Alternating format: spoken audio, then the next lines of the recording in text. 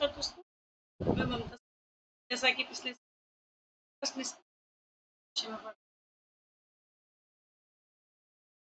रस निष्पत्ति के सिद्धांत व्याख्या मानों के जो मत हैं, जो रस निष्पत्ति के जो सिद्धांत उसके विषय में देखते हैं। जैसा कि हमने उसके बाद हमने शंकुक का जो है विषय में जाना। अब हम देखेंगे भट्ट नायक का बुक। ठीक है, भट्ट नायक, भट्ट लोलट है ये भट्ट नायक का क्या है बुक। विवाद, भट्ट नायक का बुक का सिद्धांत। ठीक है, भट्ट नायक और शंकुक के सिद्धांतों की प्रमुख व्याख्या। ठीक है, देखिए भट्ट लोलट और शंकुक के सिद्धांत। भट्ट लोलट ने, ठीक है, भट्ट लोलट और शंकुक, शंकुक ने जो अनुपात का सिद्धांत दिया, ठीक है, शंकुक, ये दोनों का भट्ट लोलट और शंकुक के सिद्धांतों की, के सिद्धांतों की प्रमुख रूप से दो आपत्तियां रही। दोनों के सिद्धांतों की प्रमुख क्या रही, दो आपत्तियां रही। ठीक है, दो आपत्तियां रही।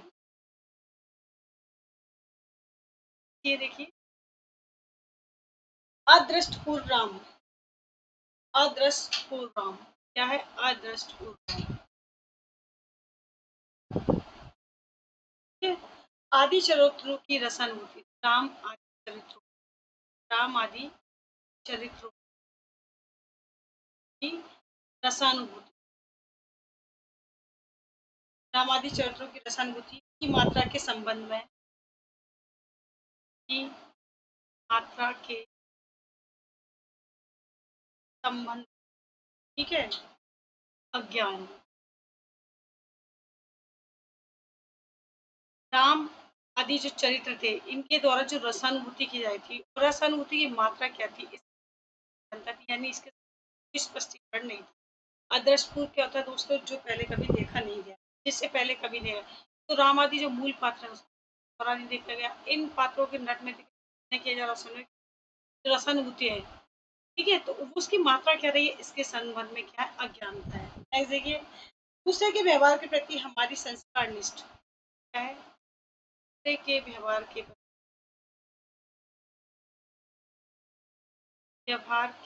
प्रति, दूसरे के व्यवहार के प्रति हमारी संस्कार निष्ठ है, हमारी संस्कार निष्ठ, ठीक है, एवं परंपरागत श्रद्धा, एवं परंपरागत क्या है, श्रद्धा। ठीक है, घृणा, श्रद्धा, घृणा, राग द्वेष, श्रद्धा, घृणा, राग द्वेष, ठीक है, राग द्वेष आदि के कारण उनके साथ, आदि कारण उनके साथ, के साथ क्या है, तादात्म्य स्थापित नहीं हो सकता, के साथ तादात्म्य स्थापित नहीं हो सकता। यानी क्या है इसका मतलब, यानी दूसरों के व्यवहार के प्रति जो हमारी संस्कार निष्ठ एवं परंपरागत श्रद्धा है, घृणा है, राग है, द्वेष, इन सभी के कारण क्या है कि उसके साथ क्या है, तादात्म्य जो एक मेल जो है वो स्थापित नहीं हो सकता। ठीक है, भट्ट नायक के, अब हम बात करते हैं, ये तो रही थी इनकी जो है कमियां रही थी, लेकिन ये अगर हम बात करें भट्ट नायक के भुक्तिवाद में निराकरण, यहाँ पे जो कमियां थी दोनों के सिद्धांतों की, तो इन दोनों के सिद्धांतों की इन कमियों का के द्वारा मिला भट्ट नायक का जो भुक्तिवाद का सिद्धांत उसके, तो भट्ट नायक के भुक्तिवाद में, भट्ट नायक के क्या है भुक्तिवाद में, भुक्तिवाद ने क्या किया, निराकरण किया, यानी इसका उपाय निकाला, निराकरण। ठीक है, भट्ट नायक के अनुसार न तो रस की उत्पत्ति होती है, भट्ट नायक ने क्या है, भट्ट नायक के अनुसार, न तो रस की उत्पत्ति होती है, न तो रस की उत्पत्ति होती है, ठीक है, न तो रस की उत्पत्ति है,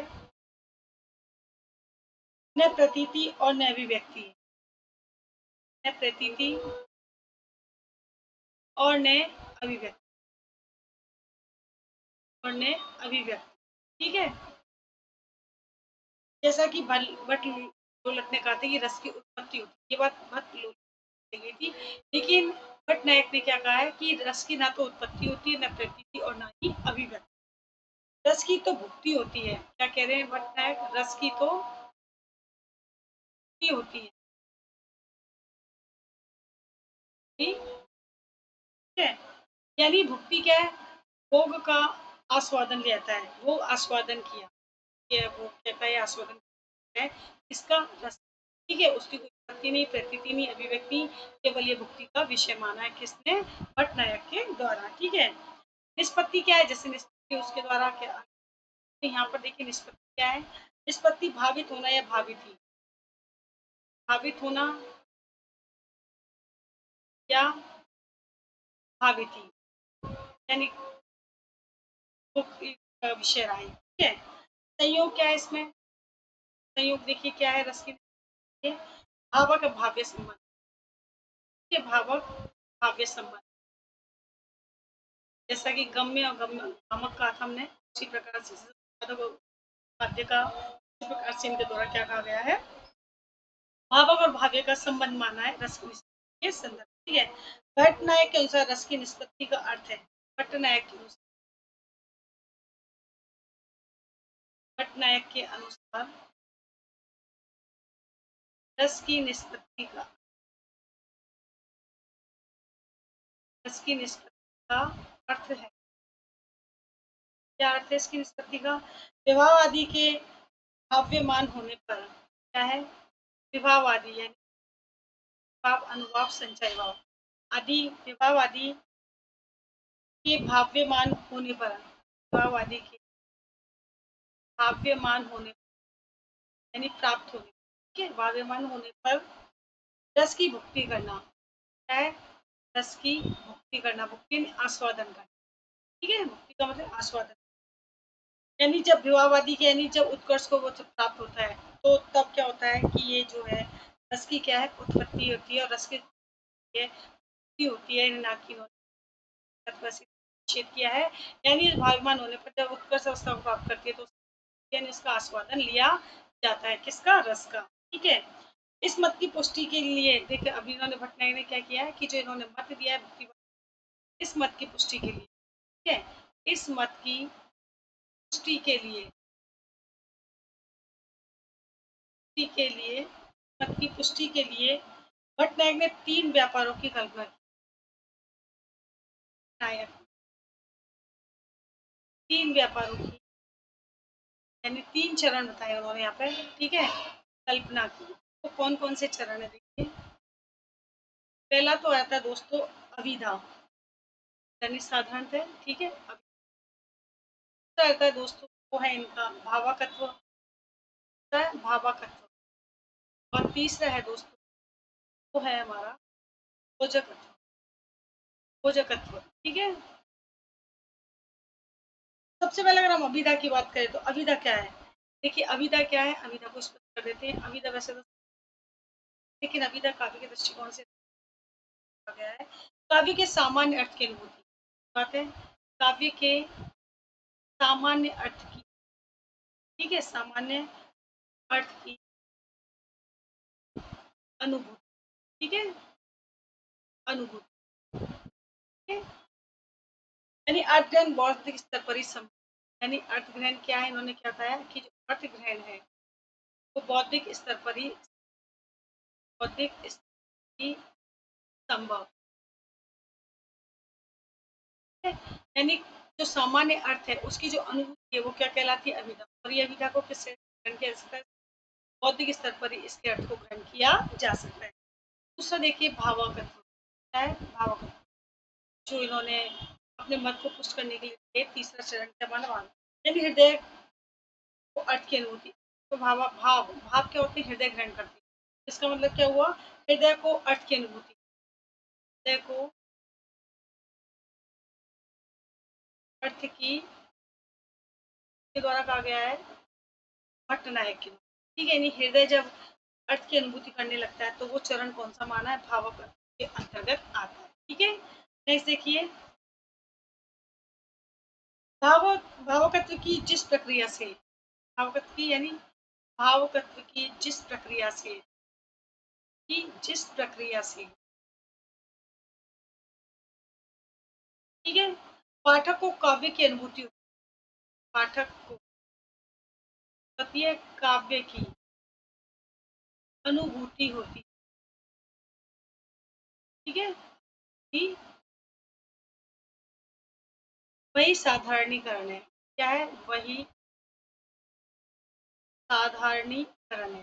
यहाँ पे इन्होंने साधारणीकरण के माध्यम से अपने जो चरण है, दूसरा चरण जो प्रयास किया है। ठीक है, तो यहाँ पर क्या है? साधारणीकरण। वैसे काव्य के मर्म को हृदय से अनुभव, काव्य का जो मर्म होता है जब हृदय से अनुभव करने लगता है, तो यही यही प्रक्रिया क्या कहलाती है? साधारणीकरण। ठीक है, अर्थात अगर साधारणीकरण का प्रयोग और उसके अवधारणा प्रस्तुत करने वाले भट्टाचार्य, लेकिन उसके ये जो साधारणीकरण का जो प्रयोग है, ये अवधारणा ये जो भट्टनायक के द्वारा है, लेकिन इसके विस्तृत रूप से वैज्ञानिक विश्लेषण जो के द्वारा किया गया साधारणीकरण का, वो किया गया है दोस्तों अभिनव के द्वारा। तो यहाँ पर क्या किया है कि भाव जब जो काव्य के मर्म को अपने हृदय में अनुभव करने लगता है, तो इसी को उन्होंने क्या कहा? साधारण। भावार्थ की जिस प्रक्रिया को पाठक को काव्य की अनुभूति होती है, ये साधारणीकरण। साधारणीकरण क्या है? काव्य के मर्म है, वही उसको हम ये कह सकते हैं साधारणीकरण मान सकते हैं। भाव दशा में सहृदय, नेक्स्ट देखिए, भाव दशा में, भाव दशा में क्या है? सहृदय, सामाजिक है सहृदय। ठीक है, सहृदय सामाजिक का चित्त, सामाजिक का चित्त, व्यक्तिगत संस्था, सहृदय चित्त जो है, ये चित्त क्या है? चित्त जो है व्यक्तिगत संसर्गों से मुक्त, व्यक्तिगत संसर्गों से मुक्त। ठीक है, मुक्त हो जाता है, यानी व्यक्तिगत रूप से क्या होता है? वह सभी अपने अंदर जो राग द्वेष त्याग देता है, और जब उस काव्य के अंदर जाने लगता है, यानी उसका चाहे वो पठन करे या श्रवण, क्या होता है? वो अपने आप को हाइड कर लेता है। ठीक है, और सामाजिक के हृदय का स्थायी भाव भावित होगा, और सामाजिक के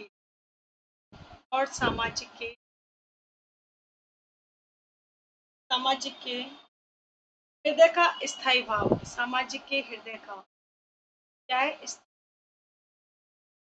स्थायी भाव भावित होकर, यानी भावित हो रस रूप में परिणत हो जाता है, रस रूप में परिणत हो जाता है। क्या कह रहे हैं? भटनायक हो जाता है। भटनायक मत क्या है? कि भाव दशा में जब से हृदय सामाजिक का चित्त करता है, व्यक्तिगत संस्कृति और सामाजिक हृदय का स्थायी भाव जो है भावित होकर क्या होता है? रस रूप में परिणत होता है, यानी वो जो उसको ग्रहण करता है, तो उसके अंदर जो स्थायी भाव है वो परिणत होता है, और वो किस में परिणत होता है? रस रूप में परिणत हो जाता है। ठीक है?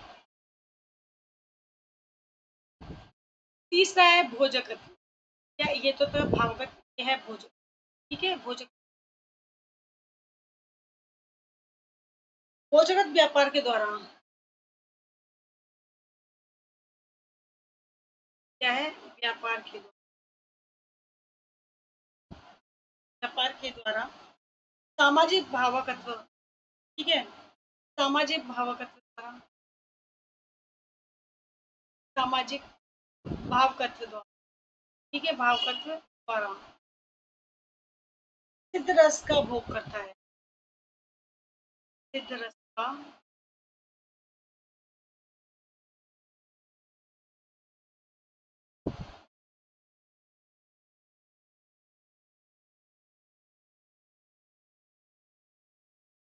देखिए भोजगत क्या है? भोजगत स्थिति तीसरी चरण की जो स्थिति है सिद्धांत की व्याख्या थे हमारा है ये। ठीक है, नेक्स्ट है हमारा भावकत्व, और तीसरा भोजकत्व। तो इस भोजकत्व में क्या है कि अनुभूति की जब भोजकत्व सामाजिक भावकत्व द्वारा सामाजिक जो भाव प्राप्त किया, ठीक है, इसके द्वारा सिद्ध रस का भोग करता है, यानी अनुभूति की जो प्रगाढ़ता है, हम किसी रस के माध्यम,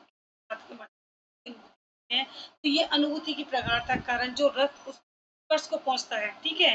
या जो रस उत्कर्ष के पहुँचा है वो ही रस है, यानी अनुभूति के द्वारा हमने प्रगाढ़ता को ग्रहण किया और यही प्रगाढ़ता किसको उत्पन्न करता है? रस रस के रूप में परिणत होता है, उसका भोग करता है सामान्य, ठीक है? अभिधा में तो क्या होता है जो शाब्दिक अर्थ है, शाब्दिक अर्थ ग्रहण है, यानी पहली सीढ़ी है रस की निष्पत्ति के में, ठीक है? रस की निष्पत्ति का जो सामान्य अर्थ के संदर्भ में हम ये कह सकते हैं, क्या है वो अभिधा है, ठीक है? रस की लेकिन भावगत में लय के स्तर पर क्या है आत्मिक अनुभूति करता है। भावगत में क्या होता है लय के स्तर पर क्या होता है वो आत्मिक अनुभूति को प्राप्त करता है। जैसे-जैसे ये अनुभूति प्रगाढ़ होती जाती है यानी लय के साथ ये जैसे बढ़ती जाती है, रस दशा को स्थायी भाव को रस जो है रस दशा क्या करती है स्थायी भाव को क्या करती है ग्रहण करने लगती है या उस स्थायी भाव को प्राप्त करने लगती है, ठीक है?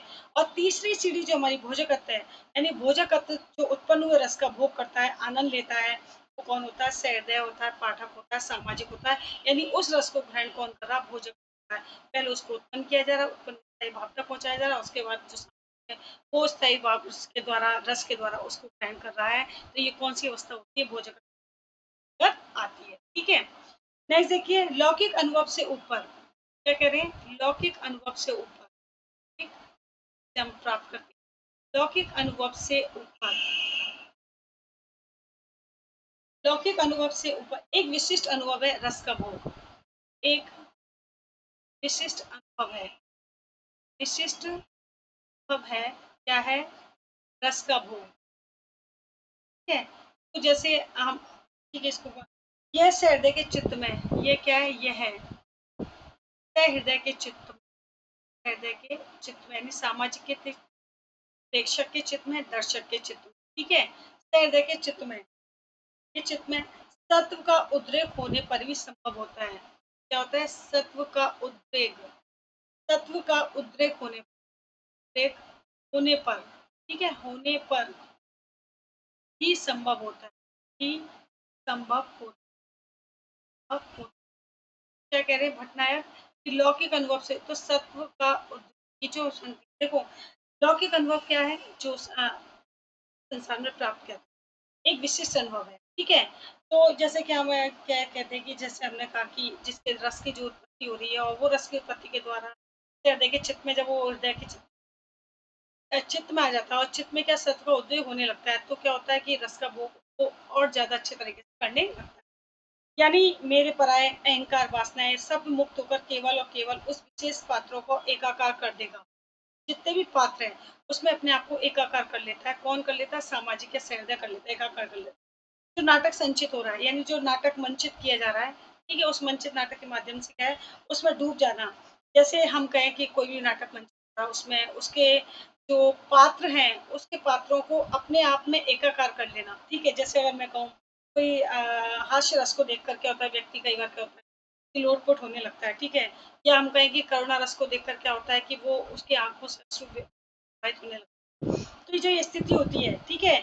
इस बात का संकेत होता है कि ये जो है, क्या है? ये है सत्व का उद्वेग हो रहा है। यहाँ क्या होता है? सत्व का उद्वेग, यानी उस पात्र के में अपने आप को जब प्रेक्षक ढाल लेता है, तो इस स्थिति को क्या कहा जाता है? सत्व का उद्वेग होता है। क्यों? क्योंकि वो उस अपने लौकिक परिवेश से परे हटकर उसे विशिष्ट रस की अनुभूति उसके अंदर होने लगती है और विशिष्ट रस की अनुभूति कब होती है? जब सत्व का उद्वेग होता है। सत्व के उद्वेग होने है अपना पराया राग द्वेष सब जो है पीछे छूट जाता है वो केवल और केवल उसके चित्त में जो है उसको उसका जो रस है वो ही उसके चित्त में समाहित होने लगता है और कब होता है ये सब का उद्वेग होने ठीक है किसके द्वारा कहा गया भट्टनायक के द्वारा इस बात की पुष्टि की गई है ठीक है अब यहाँ देखते हैं भट्टनायक के सिद्धांत के ऊपर क्या है भट्टनायक के सिद्धांत की उपलब्धियां सिद्धांत की भट्टनायक के सिद्धांत का नाम क्या है उपभोक्ता के द्वारा स्पष्ट किया है ठीक है जैसे कि वहाँ पे गम और गम्यक के द्वारा स्पष्ट किया गया था शंकर के द्वारा इस प्रकार से यहाँ पर किया गया है तो साधारणीकरण की परिकल्पना है साधारणीकरण की परिकल्पना साधारणीकरण पर स्पष्ट किया गया है ठीक है सामाजिक की दृष्टि से रसवादन को सामाजिकरण साधारणीकरण क्या होता है यानी जब प्रेक्षक जो है पात्र के माध्यम से उसको मूल ड्रामाटिक पात्र को नट नटी में अनुभव कर रहा है उसके पश्चात क्या है कि उसके गुण दोष भी वो क्या उसके गुणों से क्या करता है एक साकार संबंध स्थापित करने लगता है। लेकिन जैसे-जैसे उसकी प्रगाढ़ता में उसमें डूबता चला जाता है तो वास्तविक उस ज्ञान अनुभव होने लगता है और वो ये समझने लगता है कि जो पात्र है, नट है, वो मूल रामादि जो पात्र है अनुकार्य से क्या है भिन्न होता है। तो वापस क्या होता है वो उसकी स्थिति में आने लगता है कि इसके द्वारा पात्रों को की परिकल्पना की जा रही है। तो ये स्थिति क्या कहलाती है साधारणीकरण। ये साधारणीकरण का एक सिद्धांत है उसके अंदर काम करता है। तो ये सिद्धांत की परिकल्पना जो है किस द्वारा दी गई है भट्टनारक के द्वारा स्पष्ट की गई है। ठीक है। सामाजिक की दृष्टि से रसावधन है सामाजिक की दृष्टि से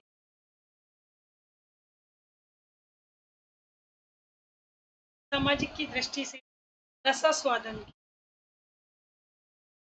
स्वादन की ठीक है रसास्वादन की ठीक व्याख्या करने का प्रयास ठीक व्याख्या करने का जो प्रयास है करने का द्वारा किया गया भट्टनायक के द्वारा। ठीक है। सामाजिक की दृष्टि से रस का स्वादन यानी सामाजिक किस प्रकार से रस का स्वादन कर रहा है उसकी जो व्याख्या है भट्टनायक के द्वारा स्पष्ट तौर पर की गई। ठीक है। यानी शंकुक ने तो नट नटी को महत्व दिया था और यह भट्ट ने सामाजिक यानी दर्शक को महत्व दिया है। तो हम कह सकते हैं कि यहाँ पर किसको महत्व दिया रहा सामाजिक। शंकुक ने किसको महत्व दिया था नट नटी। भट्टनायक किसको महत्व दे रहे सामाजिक को। यानी इनके द्वारा क्या है दर्शक को महत्व दिया गया है। ठीक है। तो ये हो जाता है हमारा दोस्तों क्या है ये हमारा हो जाता है पटनायक का जो बात का है वो। ठीक है। अब जो हम पढ़ेंगे वो है दोस्तों क्या है यहाँ पर एक चीज बस बता देना चाहती हूँ जैसा कि हमने भट्ट नायक का क्या ये भट्ट नायक का हम क्या है वो ठीक है क्या है वो बाद है। शंकु के सिद्धांत की बात करें तो है हमारा अनुमतिवाद है। और अगर हम भट्ट लोलट के सिद्धांत की बात करें ठीक है क्या है भट्ट लोलट का जो सिद्धांत है इस सिद्धांत में जाना जाता है वो है हमारा उत्पत्तिवाद। ठीक है क्या माना गया है उत्पत्तिवाद। भट्ट लोलट का है उत्पत्तिवाद। ठीक है। तो इन तीनों सिद्धांतों के तीनों द्वारा जो नाम दिए गए हैं उनको हमें स्पष्ट करना का ध्यान रखना है। भट्ट लोलट ने उत्पत्ति किया था शंकुक ने अनुमान भट्ट यहाँ भोक्ता को स्पष्ट माना गया है यहाँ अनुमान के आधार पर क्या है उत्पत्ति विशेष महत्व है। तो तीनों बातों को आप लोगों को ध्यान रखना है। जैसे शंकुक ने क्या किया नट नटी के महत्व को स्पष्ट किया है जबकि भट्ट नायक की बात करें तो इनके द्वारा समाज के महत्व स्पष्ट किया। ये आपको ध्यान में रखना है। कुछ चीजें जो पॉइंट्स है वो हमें क्लियर करनी है। माइंड में ये देखना है कि हमने तीन सिद्धांतों को पढ़ा और तीनों की विशेषताओं को तीनों के सिद्धांतों का उत्पत्ति में किस चीज को विशेष महत्व दिया रहा रस निष्पत्ति के संदर्भ में वो हमें माइंड में जो है ध्यान रखना है क्योंकि ये जो सिद्धांत है कहीं भी सिद्धांत से संदर्भ में जो तथ्य है उसके संदर्भ में कई बार होता है कि कथन के प्रश्नों को पूछ लिया जाता है परीक्षाओं में तो वो हमें अच्छे से समझ में आने चाहिए। ठीक है। तो अगला जो सिद्धांत रहेगा दोस्तों हमारा वो रहेगा अन्वय ये जो रहेगा अभिनव गुप्त की रस निष्पत्ति सिद्धांत जो है अभिव्यंजनावाद जो है करेंगे। ठीक है।